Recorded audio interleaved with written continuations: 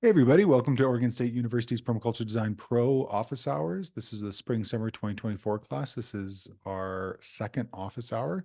If anybody has any questions, you can either put it into the Google Doc that we have rolling, which I'll just put into the chat there, or you of course are welcome to just raise your hand or just unmute. So today we don't have much in the way of questions. We have one question from Ali. So if there aren't any other questions, what I'll do is I will work through and kind of go over the base map conversation so we can take a look at all that good stuff and go from there.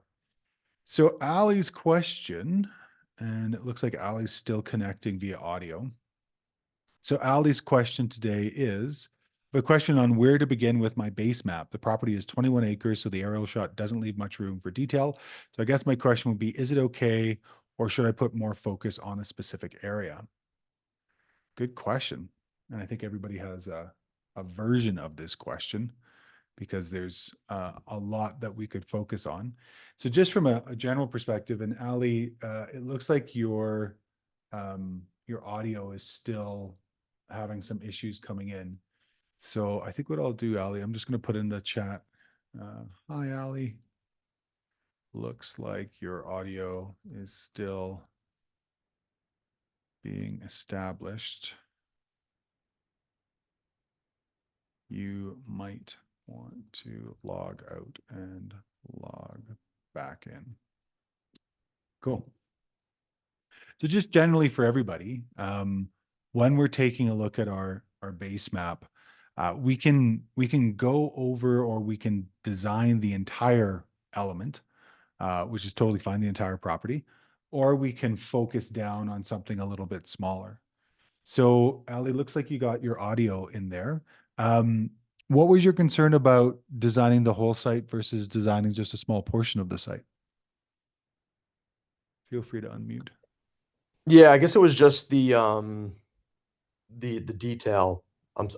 I just got audio a little late, sorry, so I didn't catch what you were saying at first, but, I also there's also 2 maps there. One's, I think, a Bing Street Maps, and one's an Open Street Map. I was also considering using the Open Street Map pattern to kinda indicate the tree coverage. Mm-hmm. Yep. Well, it's Um there, which is nice. So all you really have to do is take a little screenshot of this and then throw it in and say what Exactly. the general conifer elements are. So it's a really easy way to do a base map. One of the things that I'd like to see in here is what these contour lines are. So I'd like to see your elevational levels. So I don't know if you can find that from where you started from. Where did these contours come from?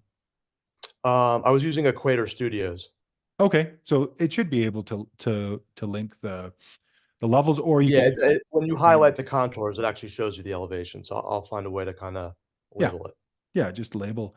Um, are these, do you know if these are foot or 2 foot or 5 foot or I think they were set at 30 feet.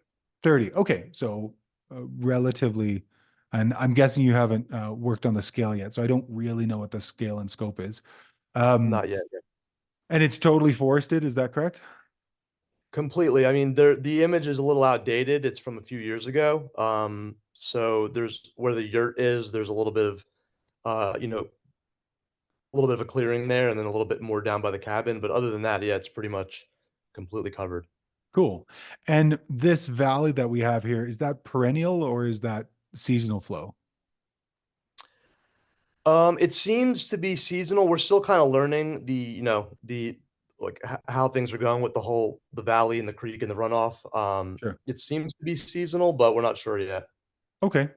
Because as you get into the water section of the conversation, I would be very curious about taking a look at this area for potential either water impoundment or water slowing with things like check dams and one rock dams and things of that nature. Um, Also, just the ability to take, and this will be difficult in a pre-existing forest, but to take that water and bring it out onto the ridge here, because this will generally be your drier spot. Um, Yeah. but again, being in New York and Alma and quite close to a water body, you're probably not too worried about water, but just generally it's a good idea to start to think about it early on. But I would say, yeah, go for at least for your microclimates and your zones, definitely go for the full scope. And if then for your design work, you really want to focus in around the area around the yurt, which is likely your zone one, or some other area, I think that would be fine. Cool. Appreciate it. Yeah, no worries. Great question. Thank you. Awesome. No other questions. Any questions from anybody about anything? Anything under the sun? Does anybody have a question about the course or the process or how we're going about it? Anything before I decide to go into the upcoming assignment and just kind of go into detail about some specifics about base mapping? Yeah, go for it, John.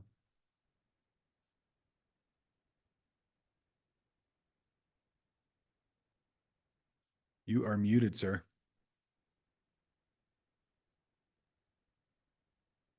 Unmute. Okay. My question is just, it kind of has to do with the last assignment. Is there a plugin or something that you can use with Google Earth that shows property boundaries? I ended up using a hunting app that shows property boundaries, but I didn't know if it's possible to do that with, I don't know, Google Earth Pro or some other product. Yeah, so there isn't a plugin. Generally in the States, what I do is I'll take a look at the county or the city name and then type in GIS. And normally there's a GIS service specific to the county or the city.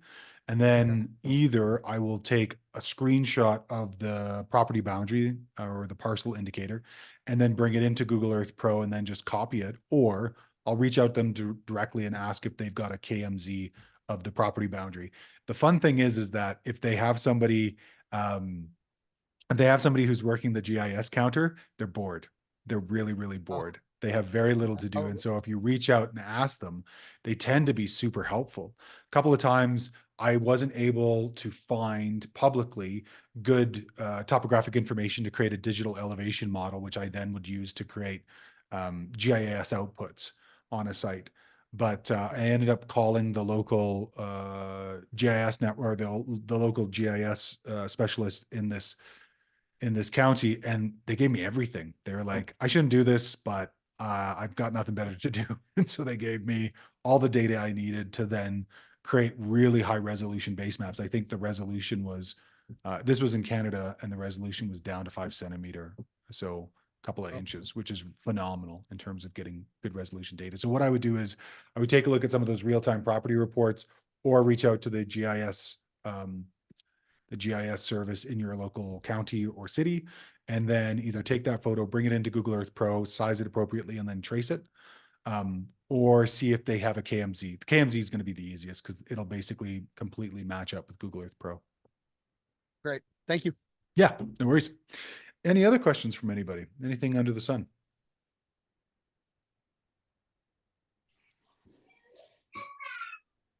Hiya. Yeah, go ahead, Gary.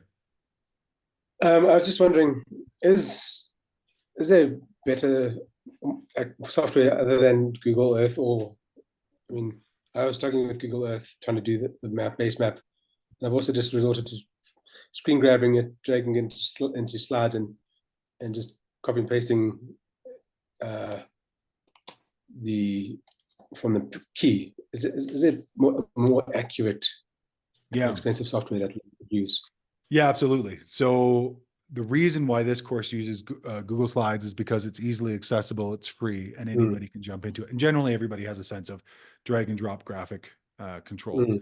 In terms of geo-referenced software, QGIS is probably going to be one free, but two geo-referenced. And so if there's interest or want or desire to learn another piece of software while you're doing the work, that would probably the one that I would suggest first off the bat, because you have the ability to manipulate data and geo-reference data.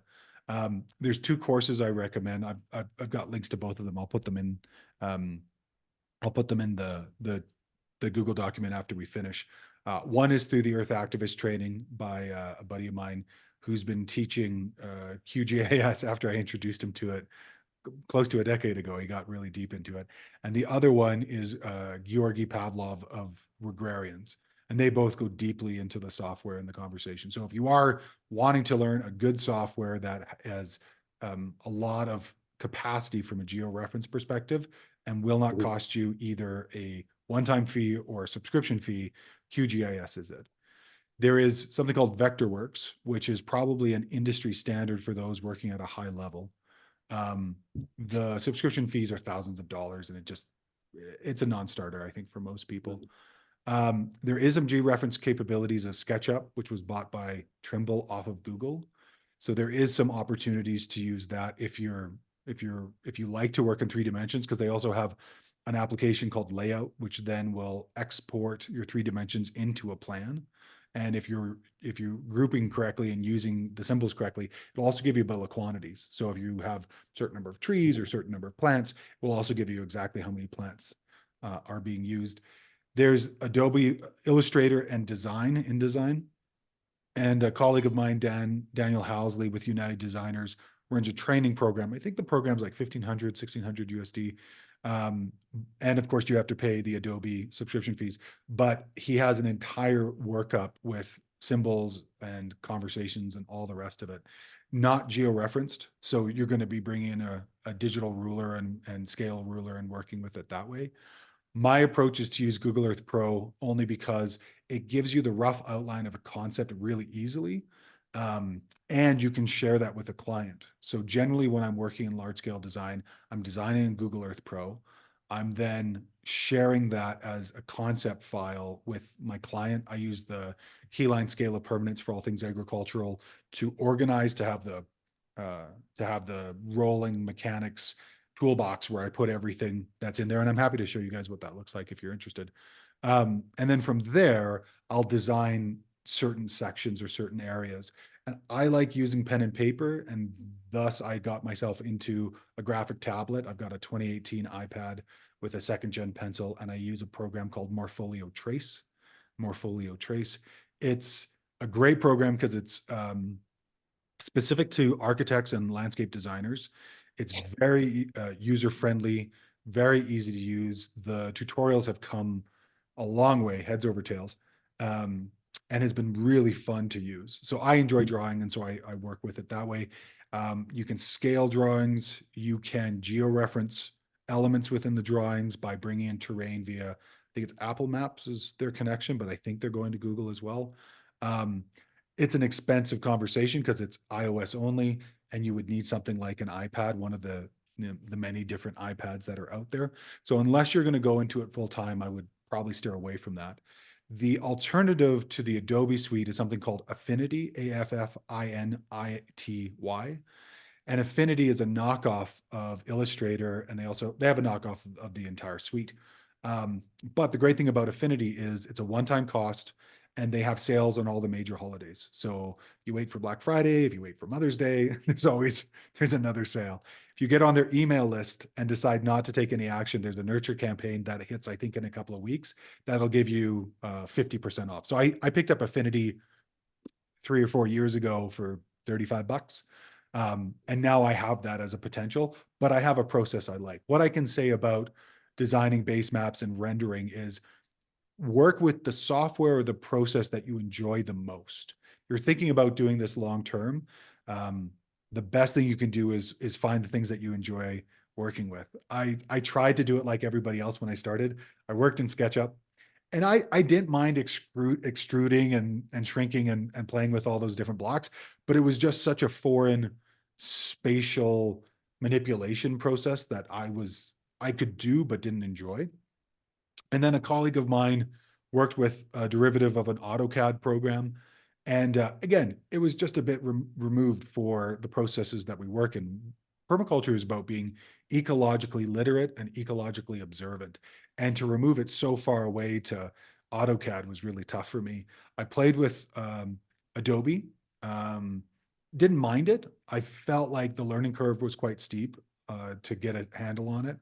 And didn't like paying the subscription price. I worked with Inkscape and GIMP, which were 2 open source softwares, free, and enjoyed them. But generally, you have to build a fairly large capacity of what you're wanting to do and build all your different structures within it. So I moved away from that. Also, I felt the professionalism that it produced was low. And then over the last couple of years, I've just gone to very simple drawings and very simple renders. One of the things that I learned from both a mentor of mine, Jude Hobbs, and another colleague of mine, Neil Bertrando, is you can ask your clients to pay a lot of money for renders, or you can have very simple renders that get the idea across and then work on getting it in the ground. And so unlike landscape designers who are there to make very pretty pictures that then get funding that then go in the ground, for the most part, we're working for single owner builders or owners that want something in the ground and would rather pay us to put it in the ground than to spend time putting it into a fantastical looking example. I really liked watercolors, and so I started doing renders in watercolors. Nobody wants to pay me to do renders in watercolors, but it's fun for me. So as long as I'm having a good time, that's great. But I can't pass that cost on to the client. That's too much. So generally for me, it's we get to concept phase. I do Google Earth Pro, and I do a whole video kind of showing all the different sections, what I did, why I did it that way. And then if there's something specific, or I'm doing an in-person design that needs to be scaled, I use Morpholio trace. So I'm designing a subsistence garden for a First Nation mid to upper section of British Columbia. And I've done it all through Morpholio trace because I can send it to them directly. It's scaled and I can put in all the different measurements. And Morpholio trace just came out with a point-to-point dimension tool, which is great because I had to do it by hand the other day. So it's nice to know that that's there. We've got a whole section in the resources of the course. I put together a digital resource guide. I'll just pull it up to give us some reference here. Digital tools, I think I called it. Yeah, digital tools and applications for land design. This was originally inspired by Heather Jo Flores of the Food Not Lawns book. But basically, it's a full in-depth conversation about different types of tools, so brainstorming tools, and then mapping and surveying tools, drawing and rendering tools. The reason why I like Google Earth Pro so much is that it's a mapping and surveying, and it's a design program in the way that I use it. So Smart Drawer was one that I know that a couple of colleagues used. We talked a little bit about Inkscape and GIMP, Affinity Designers there, Vectorworks.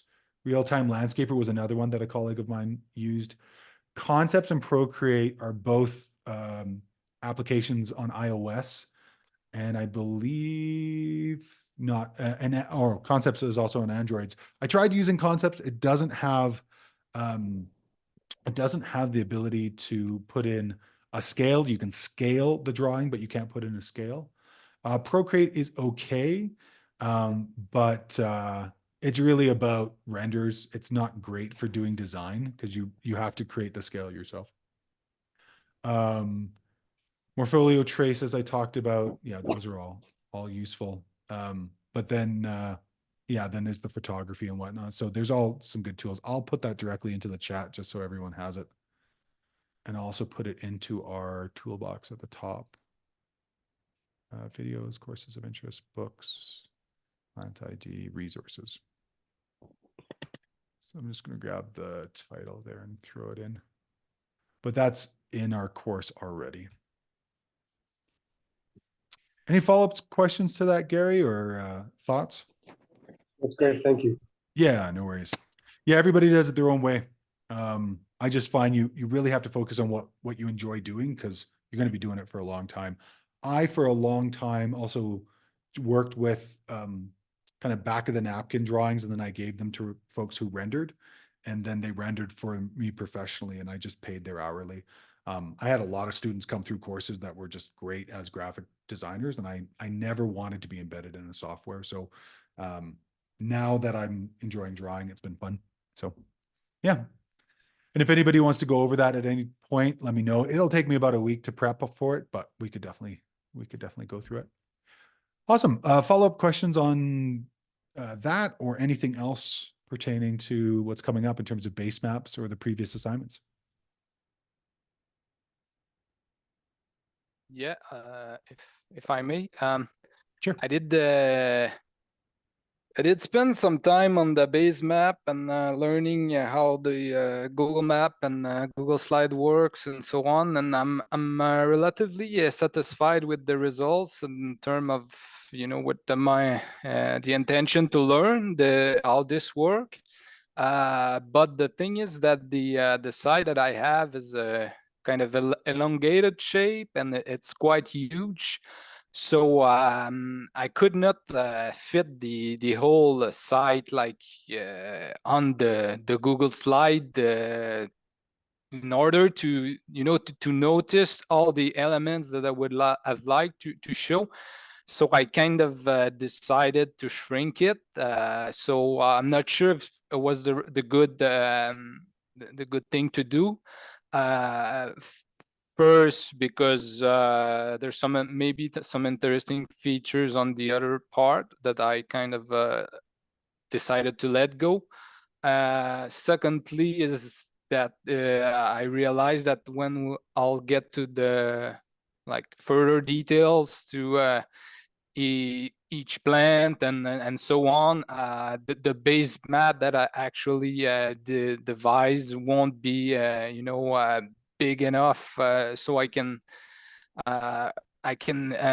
show all the elements on it in the other section of the course. So my question is basically what do you do in such an instance? Do you like divide the base map into 4 sections, or you do a kind of a base map that is more general with the main items, then you focus on another base map to show particular things as the project is moving forward? So yeah.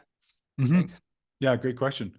So generally, if we either have large sites or if we have weird shaped sites that don't really lend themselves well to being put on a square map, either we'll do a shrunken down version of it, which we can use for things like zones and sometimes microclimates, but it basically gives us a sense of the overall site, especially for water. We want to get a sense of where does water flow over the entire site. We don't want it cut up. We kind of want to see that whole conversation.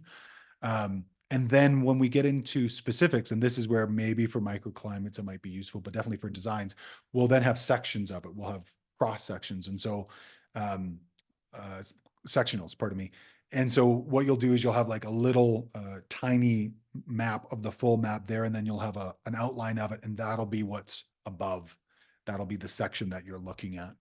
And then from there, you can even have further close-ups, this idea of like zooming in even closer and then seeing that detail of what you're looking at. So I would say, yeah, if it's too large and you need to shrink it, and you need to focus on something, then just do some of those call outs.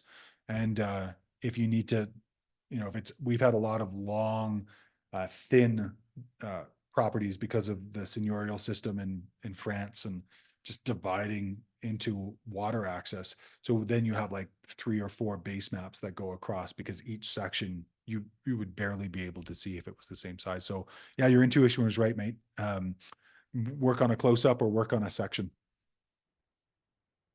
Okay, well, I think I'll leave it like that for now, and just to see what you think of it, and because I did quite spend a long time on it already, so I'll leave it like that and see if if your suggestion, and once you see it, and then I'll just redo accordingly afterward. I think would be the best bet Awesome. for now. Yeah, that sounds good. And then maybe I just sent out an email that there's, I'll be running 2 base map clinics this week. I sent it out via the Canvas system. So if you want to come and have me take a look at it then and work on it then, you'd be welcome to as well. Well, I'd like that, but the thing is that it's my own, my own lens. So you post those clinic on YouTube as well, or? They are Because I posted. don't mind people from the course that would come and look at it, but I mean on the YouTube, Not so much. I would Gotcha. not like that. So yeah, That's fair. thank you. No worries. Okay. Any other questions?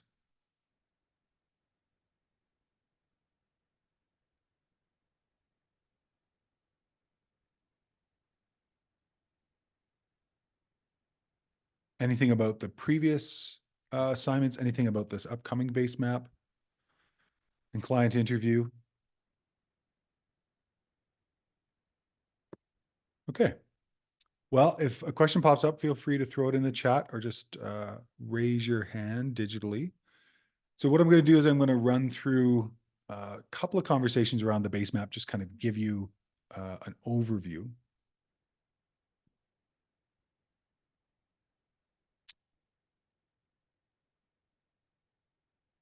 Okay. So when you're starting off with your base map, the idea is we're creating a digital representation of all of the elements on your site in a digital way, so that way we can look at it, or in a written way, because of course you can use pen and paper, but we really want to get all of the details on there. And one of the major problems I see is that folks will give me an aerial photo from Google Earth or Apple or one of these aerials, and they won't digitize or they won't draw over it. So that way, if we took away the aerial, we would then lose information.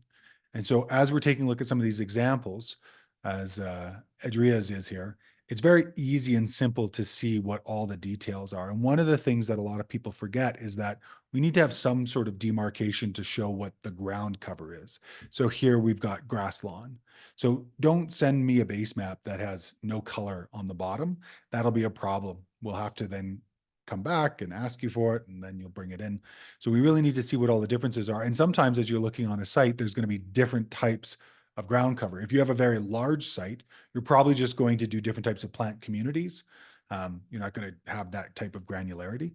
And if you move down into, let's say, designing the area around the house, say this was a portion of a very large site, 10 hectares or 22 acres, then you would have a close-up, or you'd have a smaller base map that then would be what you were focusing on. Generally, if you're going to focus on a small area in your property boundary for your design, it's good to have one base map that is the entire area. So that way you have a sense of it. And if you ever need to design on that level or scope, you have it. And if not, then you can focus down on something smaller. This is a great example of using Google Slides. And then this is completely hand-drawn by a student who was in Indonesia. And then this was created by a student who had a good grasp of Adobe and had been working with Adobe for a long time. So all of these are about creating a literacy that's very easy to use. And what I will say is really work with simple iconography. There's something about this process that get people really excited to use a different symbol for every single plant they have on their site. I wouldn't recommend it. It becomes difficult to really see all the plants and have literacy. It's easy in this because of the vegetative legend. It's very easy to read what all these different plants are.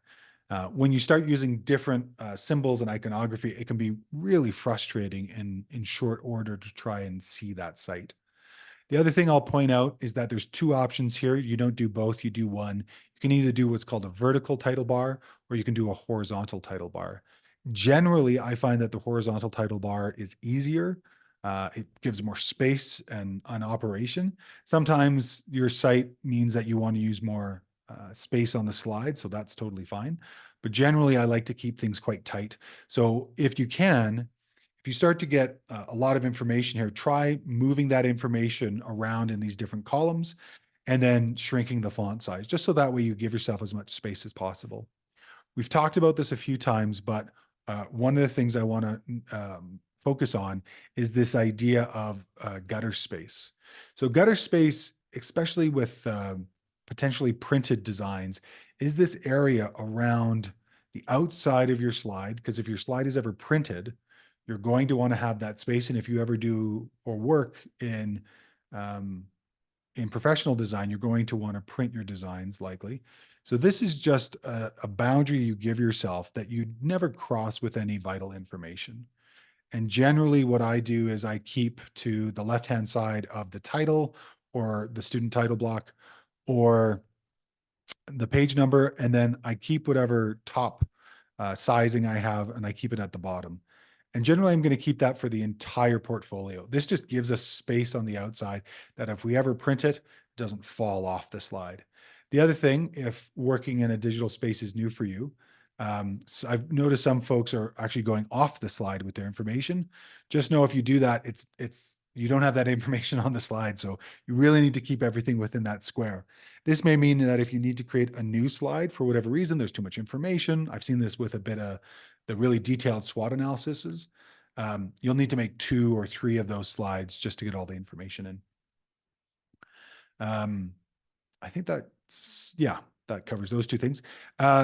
You'll see in the tutorials, the easiest way to develop your scale bar is just to bring in your scale from your aerial and then just size it appropriately. And I've got a whole tutorial about that. And then you'll have to get into the scale itself. So what's the scale ratio? And we've got a tutorial about that as well. One of the things I like to have, and you will thank yourself for doing it in subsequent assignments, is you'll want to have a grayscale version of your entire base map. So once you create that base map slide like this, then come down and work through the process to create a grayscale map. And the reason for this is that when you get to elements like the zones or the base or the microclimates, it's very easy to overlay and very easy to see all the different elements, but still having that base map underneath. And then finally, we have the aerial overlay with that base map. So this can be a great operation to really see the differentiation between all the different elements of your site and have those so that way, at least from my perspective, I can look at and see if there's any changes I need to make. At the bottom here, you're going to see that we have legend inventory. So there's a lot of different elements you can put in here if you like. Again, I would go with simple as much as possible. And then there's a few more as well. But again, I can't recommend enough just keeping things simple, going with these simple circles and going with a two character vegetative legend. You do not need to identify all of your vegetation in this map, but it's a great place to start. So if you know of a few and you want to start that vegetative legend, it's a great place to start with all this. And then again, with the SWOT analysis, and we've had a few comments about this, so this is a good thing to bring up. Really think about the SWOT analysis as the lens of going through the assignment. So now that you've done the base map, what are some further strengths, or what strengths from previous SWOT analysis are reinforced? So much of this is about seeing the bigger picture and going, okay, yeah, I'm coming to the same conclusions over and over again. It's a great thing about permaculture is we're looking at that same conversation over and over in the same way and confirming. Redundancy isn't a bad word in nature, and it's not a bad word in permaculture design. It's really about looking at it over and over and saying, okay, well, is this actually a strength? And so when you're taking a look at a base map and seeing all the details, you may see it in a new light because you're codifying everything in a really simple way, and you can actually see it in a simple way. Same thing with weaknesses and strengths and opportunities. There's all of this here to really take a look at it. And again, that assignment conclusion is your opportunity to go, okay, now that I've had this opportunity, now that I've seen the SWOT analysis and I've created it, what do I think more about my site because of this assignment? Am I seeing it clearer? Am I seeing opportunities that I didn't see before? The great thing about this process is it can exponentially expand what it is you're looking at. So that's the base map. Any follow-up questions to that? Anything that feels fuzzy or frustrating or confusing? Feel free to unmute or put a question in the chat. Go ahead. The question I had is about, you kind of touched on it, labeling, I guess, trees and stuff. So I have, area around my house that's been, I guess, cultivated or, landscaped. And then I have a bunch of forests that, there might be some around the house that are the same as the trees in the forest, but there's a bunch of different stuff down there. Can I just, I don't know, like mixed forest icon, 100%. For that area? Okay. 100%. So what I would do in that case for you, Sean, is I would probably just create or use the polygon tool. So I would use the polygon tool up here. Polyline. And so, kind of taking a look, and she's done that here. She's shown this little dotted line for that mixed forest. So what you could do even more so, and we can just quickly follow it along. We're not being precisely correct, but we're not being totally wrong as well. And then I would basically go along here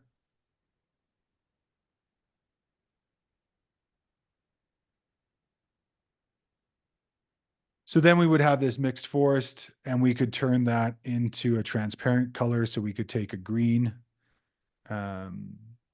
like this, turn it, 30, 40% transparent. And then we could take this and make a small square like so, put that square over our mixed forest here. And then basically take this, do the copy format, put it over here. And then basically we've got a good reference. And then if you want, and if you've got a sense of the different species in there, and if you don't, you can come and bring it in later, but you could put in what all the species that that are in there, just so it's clear what you might be seeing. Okay. Great question. For the purposes of like later down the road and planning, are, is that important? Are there like different species that kind of make a difference to what we're doing in the long run, or I'm just, 100%. 100%. Yeah. So generally, when we're taking a look at a site as designers, what we want to do is we want to get a sense of what is all the vegetative assets we have. And Mhm. some trees are good for some elements and some for others, in terms of dimensional lumber, round pole wood, ones that decompose quickly, ones that are great for fungal inoculations, ones that can be live staked. So there are some trees that we can cut, stick in the ground at a time when there's a lot of precipitation, and they'll actively regrow. So if you can slowly start to get a sense of the vegetative assessment in terms of what are the trees here, generally what their growth rates are. One of the things I'll do for clients within my process is we'll get a sense of what is the general diameter of the tree, what is the distance between trees generally, and then we can produce some volumetrics in terms of how much wood is in that forest. So if Okay. you're looking at either developing a slight forestry plan, or if you're creating a firewood plan, then you can get a sense of volume in terms of what is your woodlot producing, or what is your compostable potential producing. All of that becomes useful. So yes, identifying the trees in there would be very useful. Okay. Yeah, Cool. great question. Thank you, sir. Thank you. Any follow-up questions?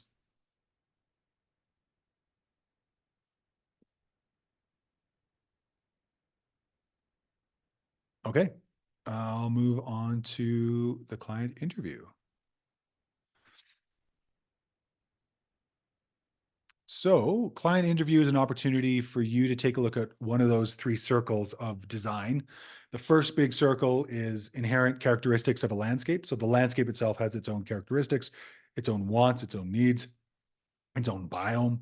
It has all of these elements that are pre-existing before we lay eyes on it. Then we have the client context. So what is the client wanting? What are they working towards? What is their budget? What are they interested in?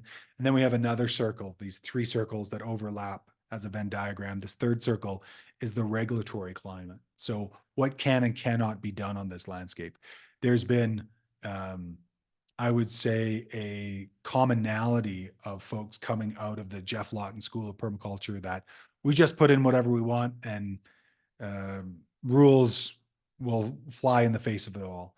Problem is that generally when that happens, you start to get stop work orders. You get people who are really dismayed that the information that was given by the designer doesn't work with the local regulatory environment. So part of what we do is to understand the regulatory environment, understand what the Water Act is in your province, your state, your county, and realize that what we suggest may or may not work with that regulatory body. But if we focus on stepping into it with an idea of how can we get to a good place, there's lots of allowances that building inspectors and those at a regulatory level can help to improve and give allowance or covenant for us to be able to expose others to. So I would say really take the time to understand the land context, the client context, and the regulatory context. And this is all about that client context. So what we're trying to understand from this perspective is, who are they?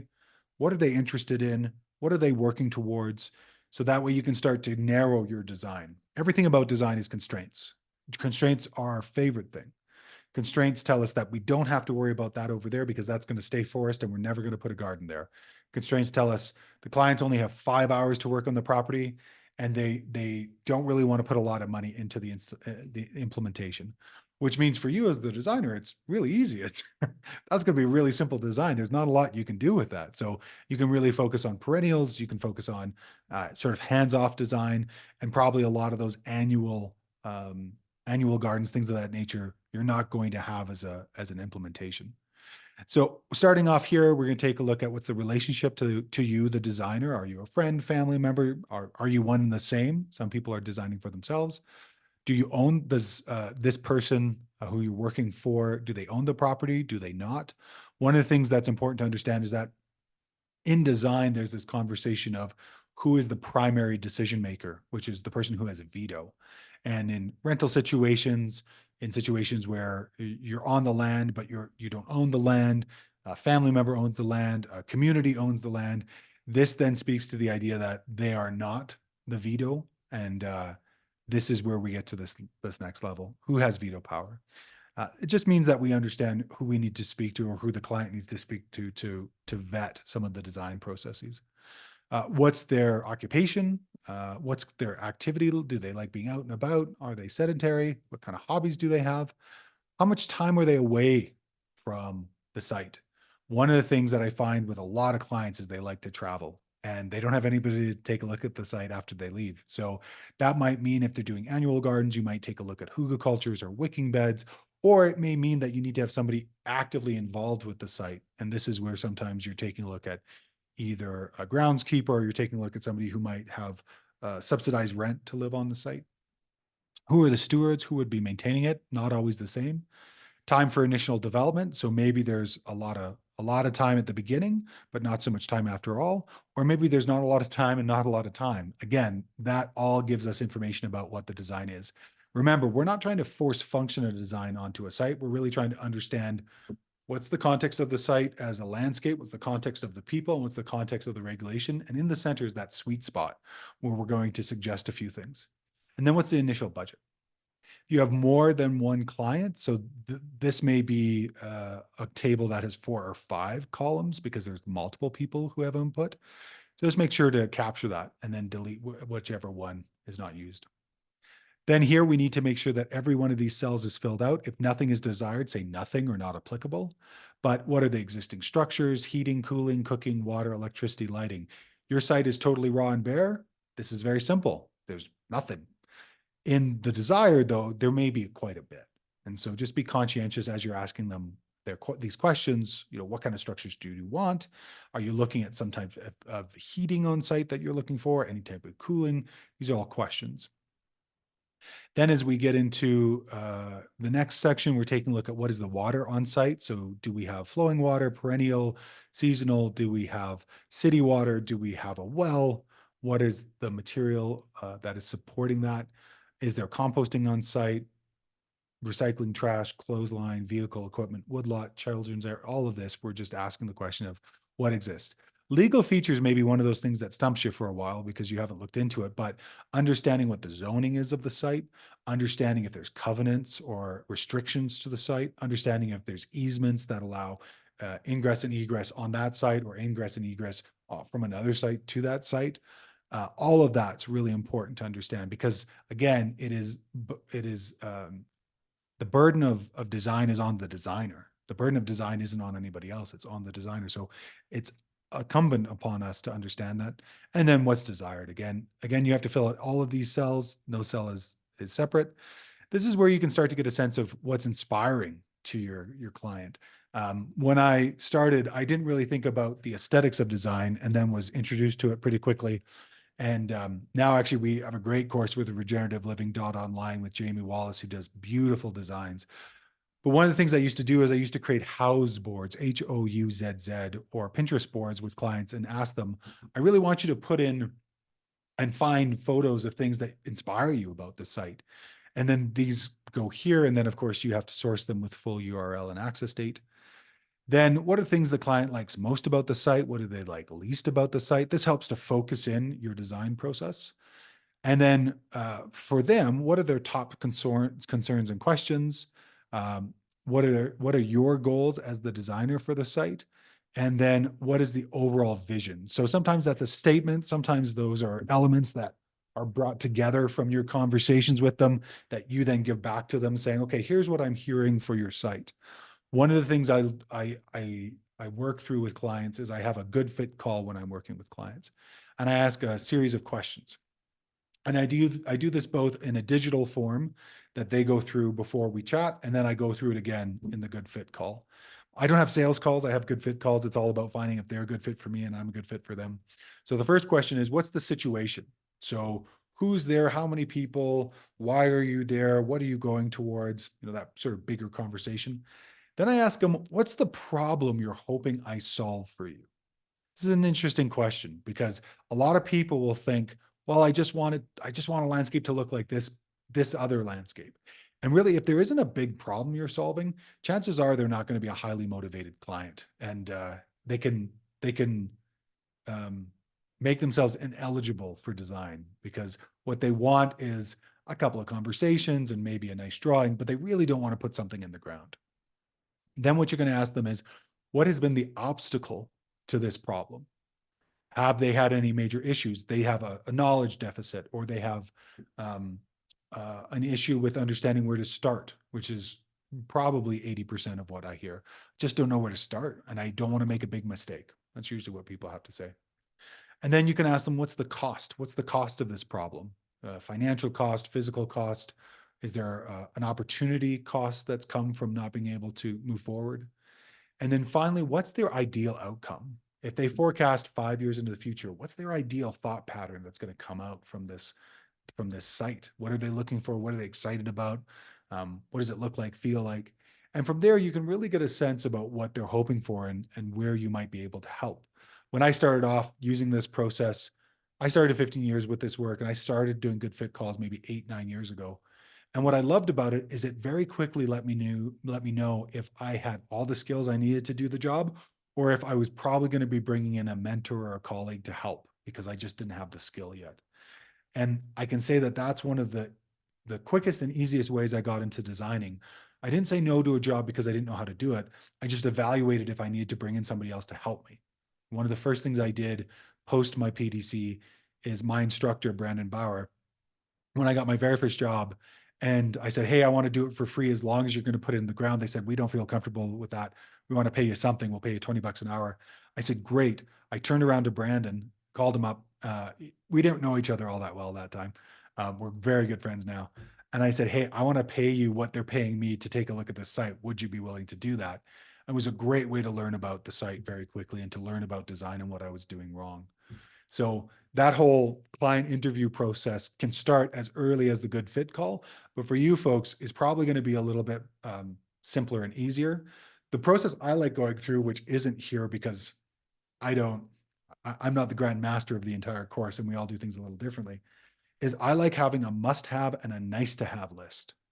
So that must-have and nice-to-have list is excellent because it gives you a sense of priority focus. What absolutely do you need to focus on as you're going through your assignments to include, and what would be nice to have if we could? One of the things that I do in design when I'm designing within regenerative landscaping is I do what's called a feasibility report first and foremost, because we are not vending machines. People don't come to us, press a button, and they get the permaculture landscape that comes out. We are individuals who are trying to evaluate if what our clients have asked for, we can provide. And sometimes we can't. And that can be the most valuable service that a client can pay for, is to go, I want to have rainwater harvesting. I want to have a herb spiral. You know, they walk down the store of permaculture and they grab something from the shelf instead of going, does the site actually necessitate this, or is it a good fit for the site? And if I can do anything right in my time with you, is to make sure that you don't force function a site. You don't grab something from the permaculture store and just plop it onto a site, but really take the time to think, is this going to fit well in the site? And so recently I had a client come, it was a very big site, and they wanted to have a site just like Sepp Holzer. They had taken a look at the Kramatterhof. They'd taken a look at Sepp's work. If you don't know about Sepp, definitely research him. His book, Holzer Permaculture, is a great first book for anybody who wants a very simple to read book that focuses on alpine permaculture. He's popularized the process of hugelkultur, which is burying wood, putting soil on it, and then growing into a decomposing body of carbon material, which then has a high water holding capacity and also produces soil. But this person asked, I wanted a Sepp Holzer landscape. I said, that's lovely. Your site may or may not lend itself to a Holzer landscape, depending on what does it look like? What is the topography? Is there clay to be used? A lot of people think I want a pond on my landscape, and yet they don't understand that if we don't find material on landscape that can be used to semi-seal a pond, or we bring in a liner, which is very expensive and can puncture very easily, it's very difficult to get a fully sealed pond on a site. So that whole conversation comes in sections as we start to evaluate a site. One of the great things about this course, from the perspective of somebody on the other side of having taken a lot of courses, is it goes slowly to work with you step by step to get a sense of observing a landscape and really starting to build your permaculture goggles. These are the lenses we now see our lives through. It's very difficult not to see water harvesting everywhere you go after you take a PDC. It's kind of a fun byproduct. But it also means that you have to truncate or keep in check probably a part of you that goes, I just want to get a design on paper. That happens to all of us. I remember starting and I just wanted to get a design on and put all the permaculture things in the right places. But if we can find one little lever, if we can push the lever of water or push the lever of nutrition or push the lever of one or two species that makes the difference on a site, we've done an incredible job to increase the biodiversity of the site, to increase the water holding capacity of the site. All of these things can increase the capacity for that site to be a long-term regenerative ruin. This is a term that Brad Lancaster used to describe what we do. We're trying to create landscapes that outlast generations of humans and maybe even outlast humans at the rate we're going. So sites that capture and hold water, sites that produce productivity, be it biomass, be it animals. But really, if we stepped aside from them, they consistently produce some element for life that works for them. So that's about it for the client interview. Any follow-up questions for that? Any questions, comments, or queries? Yeah, go for it, John. This might be a little. Oh, and yeah, Oh, go ahead. sorry. Yeah, please. I was say this might be a little personal to my situation. You can just answer it briefly, but I know one principle of permaculture is, or one like big theme of permaculture is really understanding how systems interact with each other. And one constraint that my clients have is that they don't want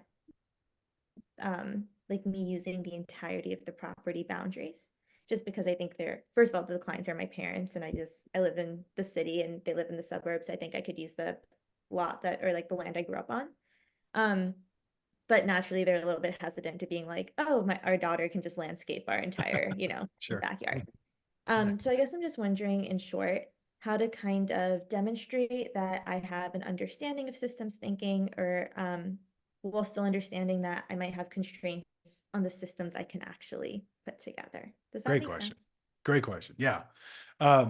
So the example that I used in the tutorials is Mhm. exactly your situation. My Okay. dad finally, after 15 years of being in this work, was like, I'm kind of interested in what you're doing. So I took that opportunity to use that process to slowly design out the site and design in its entirety, because I said, you're probably only going to be comfortable implementing one or two things for two reasons. One, you have to build trust in the fact that I have 15 years of experience and it has some value. But two, probably in terms of time and money, you're only going to put in a little element. So over the years, what he's done is he's put in this bed on the far side of the fence that harvests all the rainwater, and it's been a smash success. And he's also put in the bed at the far back of the property. And he's also taken down the trees that I recommended. And now this year, he's looking at putting in sort of the raspberry rows in the front and the berry bushes and all the rest of it. So what I would say is, I would allow your imagination to run wild and to really allow yourself to develop the systems conversation and thinking of what you're looking at with an eye of what would be the first thing that you would recommend that probably has the highest success rate. So when I was looking at all the many careers I could be in, I was becoming a financial advisor. I was taking my securities ticket and my insurance ticket.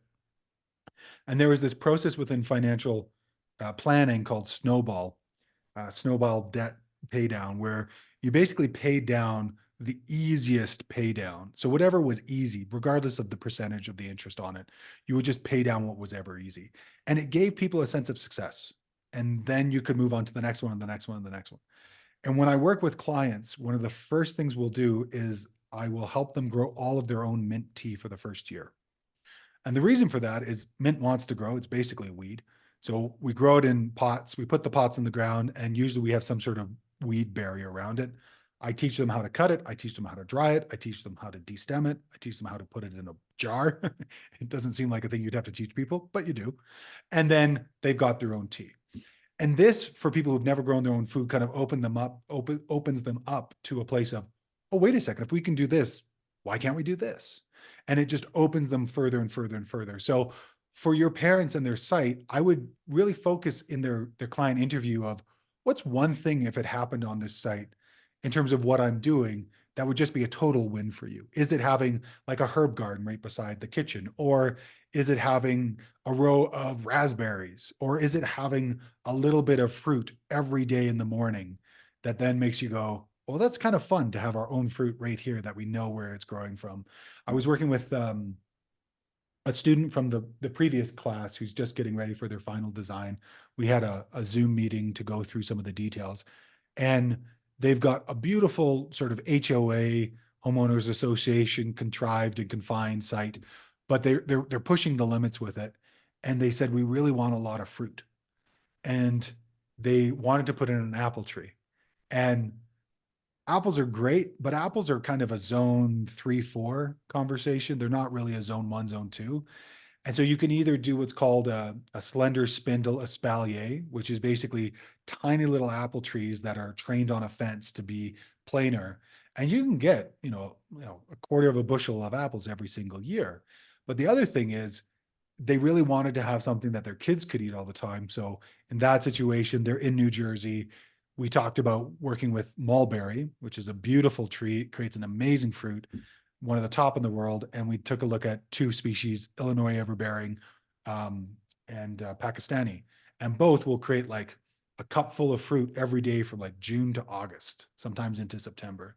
And that changes the conversation. So that way, the gentleman who's in the course, who was in the call, could go back to the veto power, his wife, and go, I think I found the right plant. And all of a sudden it came back like, we want this plant. Where do we find this plant? So if you can find something that the design serves in terms of the client's needs and serves it really well, could be something like composting or something that, just something they're dealing with that's really frustrating.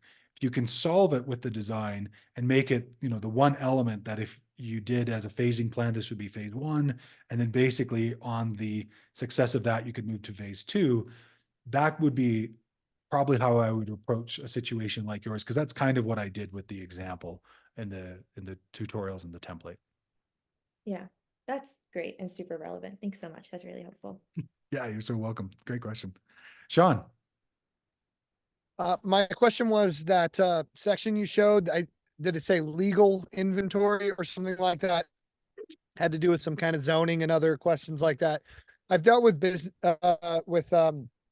building departments before, but not usually on the kind of stuff we're looking for, water rights, other things of that nature. Do you know of I guess what specifics? Is there a document that outlines this kind of thing in a general way that you can ask for? Are you familiar with anything like that?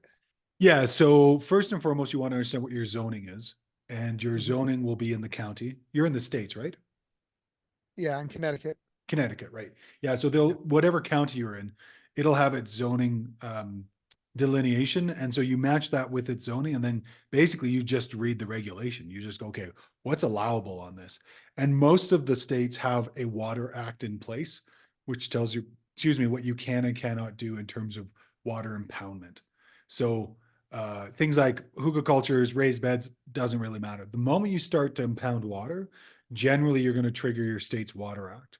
And usually, I've never worked in Connecticut, so I don't know, but in the states that I have worked in, there's a water officer either for the county or for the region. And Mm. generally, I just reach out to them and say, hey, what do I need to look at, and what do I need to think about if I'm creating terraces, or if I'm creating ponds or anything like that. I never tell them where I'm at. I just tell them that I'm in the county and I need to understand their approach and their conversation. And then usually they'll send me a PDF of the legal documents and usually the section number. And then I just read through it and I understand, okay, what I can and cannot do. That's usually how I go about it. Is water usually the biggest challenge, or are there other things in that legal inventory? Zoning aside, if you're in, I guess, an area that has some serious building restriction, but are there other things that get in the way? Lots. So I was born in Alberta. Alberta has severe oil and gas laws and rights. So Okay. one of the things I'm always looking at if I'm designing in Alberta is there any pipes? Is there any pipelines? Is there any right of ways for the different oil and gas companies? Sometimes in certain counties. So I was working in Thompson Nicollet County or region in British Columbia, and the clients wanted in their must-haves and nice-to-haves, they wanted to create a campground because they wanted to host music festivals, and that was going to be one of the ways they were going to implement some of the processes on the site that I had designed for them. Well, when I reached out to the regulatory department, I said, here's the list of things I'm trying to look against. Somebody in the office there looked at them and said, oh, you can't create a campground in our region. It's like, what are you talking about? That's ridiculous. And sure enough, 5-6 years ago, somebody had created 5 or 10, they changed the law, and all of a sudden there was an issue with it. So normally what I'll do is I'll take the must-haves, nice-to-haves, and I'll take them to whoever is running the regulatory department in the local county and just say, I'm interested in understanding what of these are permissible here or what isn't. And I'm curious to understand that conversation. Sometimes you're in a conservation zone. So sometimes, especially in riparian areas, you're going to have a riparian buffer that's around that area that is delineated usually through what's called the thalweg, which is the deepest part of the waterway if it's flowing. And it's usually a mark out of it. So it's usually like 30, 45, 50, 75 feet. And there's a whole covenant of what you can and cannot do in that area. So I was just working in Washington and we were on the Olympic Peninsula, and there was a covenant that extended, I think it was like 250 feet from the edge of the watershed, which had already been mapped, that you could do nothing. There was nothing you could do. You couldn't do any substantial earthworks. You could do some forestry, but it had to be approved by the local region. And that's where you then realize, okay, there are things that might be in an optics perspective that I would need to worry about because somebody could see it. And there's some things that are so deep in the bush that it doesn't matter. So a lot of what we were talking about was fire reduction and reducing the amount of forest there. Now you may off the bat go, wait a second, if you're in the riparian, why are you removing fuel? It's wet.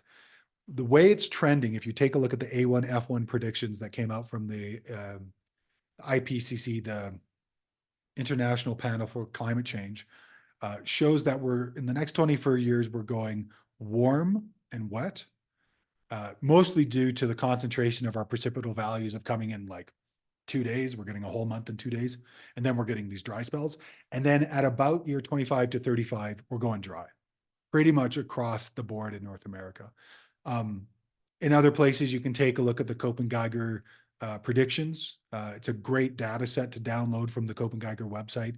You can bring it into Google Earth and then you can move it around to see what the changes are. But because of that, in that particular site, we wanted to start thinning now because we don't want to have all that fuel when that site goes dry in 25, 30 years.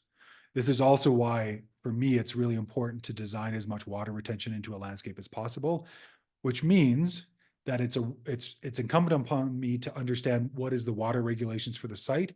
And then, as one of my mentors, Sepp Holzer, likes to say, you may need to take on some civil courage. It may not be permissible for you to dig in a pond that then holds water, but it may be something that as a homeowner and designer for yourself, you decide to do because it is the natural law over man law, human law that you want to take on. So basically, I reach out to the local regulatory authority. I ask them, here's some of the things I'm looking to do. I'm curious about the regulations.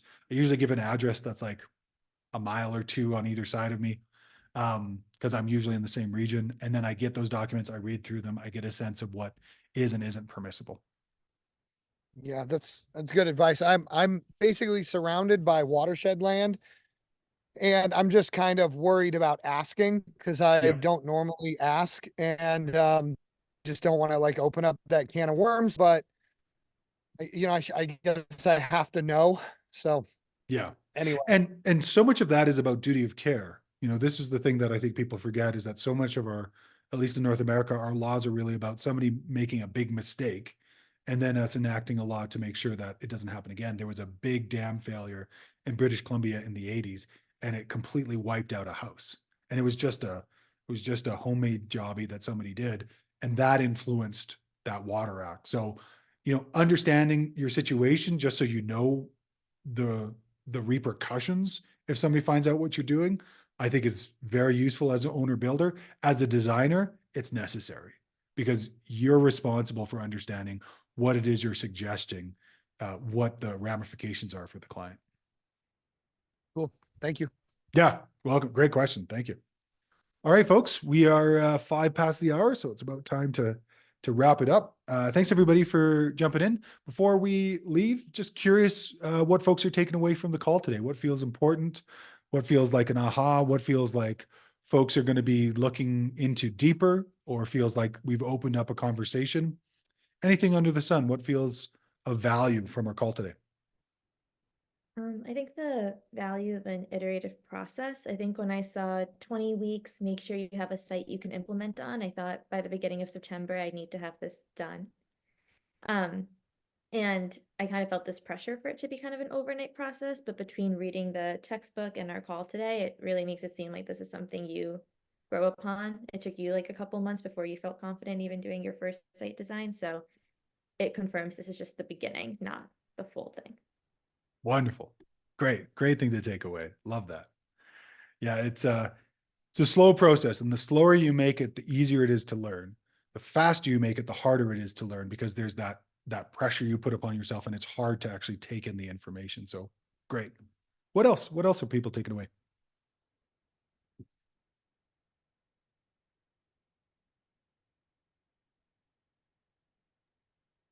Well, I'm glad you have done this for a lot of clients. Hearing some of your challenges and real world experience is definitely helpful.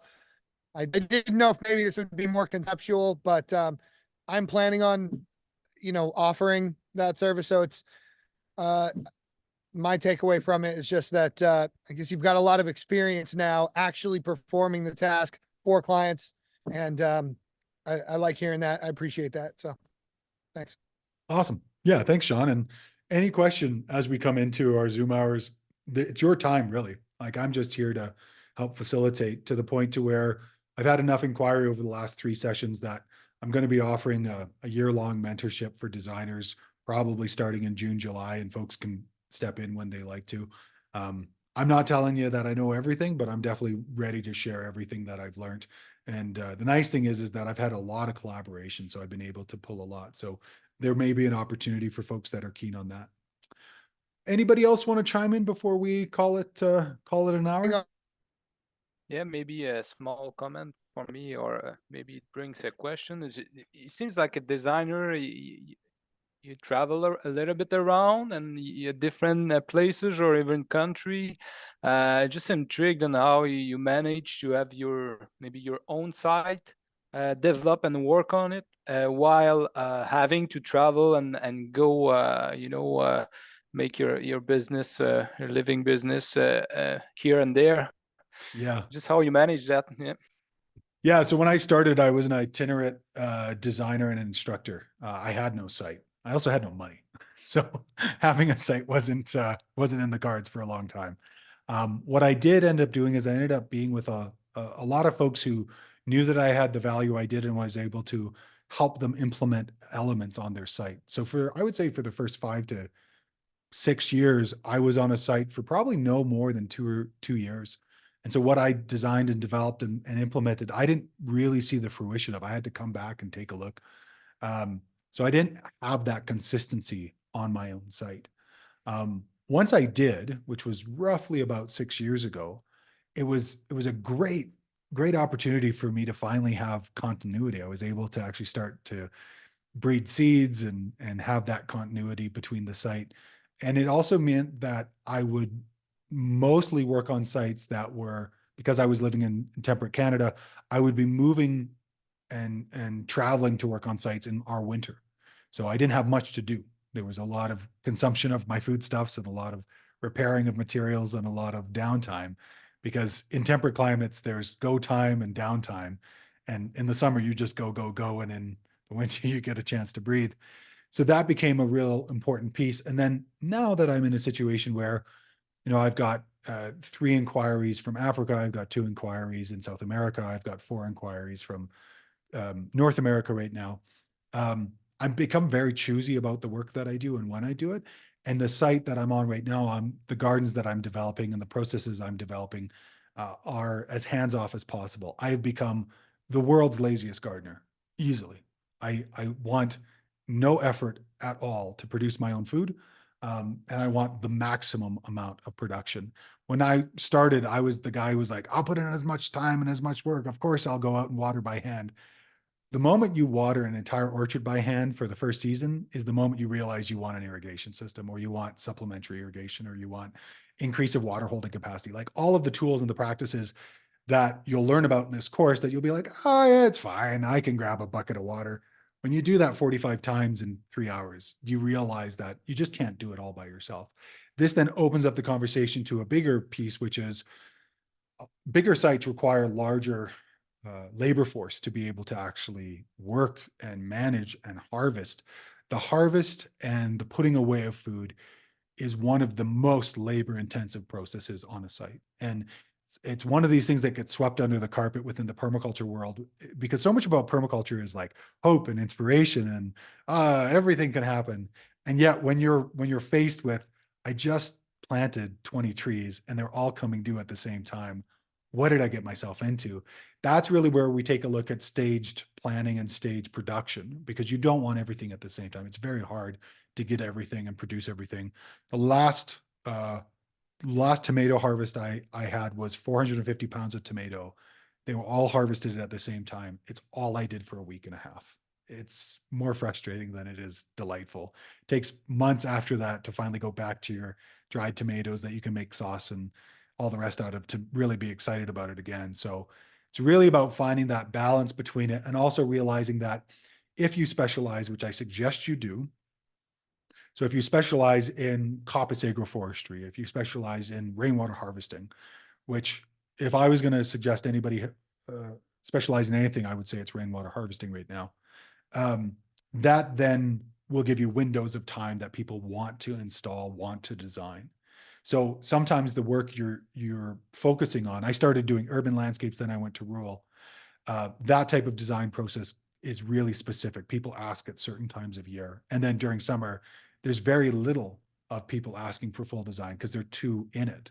Usually they find a problem or an issue and they're like, oh, I should find somebody, and they find you and they call you and they're like, we're not willing to invest anything in the fall. So it really depends on where you are. It depends on your site. It depends on your climate. It depends on your speciality and where you're being called to. So I think all those things help to create those windows. And then on the other side, how do you manage your site? For me, it's really about creating as hands-off systems as possible. There's a brilliant Bill Mollison movie called In Grave Danger of Falling Food, which may or may not be in the resources of the course. It was a video we'd always show in the evenings in a residential PDC. And there's this beautiful moment where it's all about design the system in such a way so that way there's more harvest than there is maintenance. And that's what I think we're working towards. There's no such thing as a maintenance-free garden or forest. It doesn't exist. That's a myth that needs to die. But you can create a lot of potential that produces that you can then work on. So it's a balance. And as the permaculture saying to everything, it depends. It's really about who you are and what you're doing. But it's a great question. Thanks for asking. Awesome. All right, folks, we are now solidly over time, so I'm solidly going to say goodbye. There's going to be a couple of great webinars coming up in the next month, free webinars that I'll be putting on with some of the instructors of regenerative living. I'll be putting them out through the Canvas. So if you're interested, great things to take in and take up. And as usual, have fun with the course, have fun with the design. It's easy to kind of get a stranglehold on things, but the more enjoyable you spend and take this time, the easier it'll be to learn. So be okay to make mistakes. I always want to give you full marks. So if you have to submit twice, it's no big deal. If you ever have any questions, javin@allpointsdesign.ca. You don't have to suffer alone. If you're finding that it's tough, come to the base map clinics and yeah, have a good time. Enjoy the course. There's a lot to be learned here. All right, folks, I will see you in 2 weeks. If you want to unmute and say goodbye, now's a good time. And thanks for coming. Thanks, Javin. Bye. Bye, everyone. Cheers.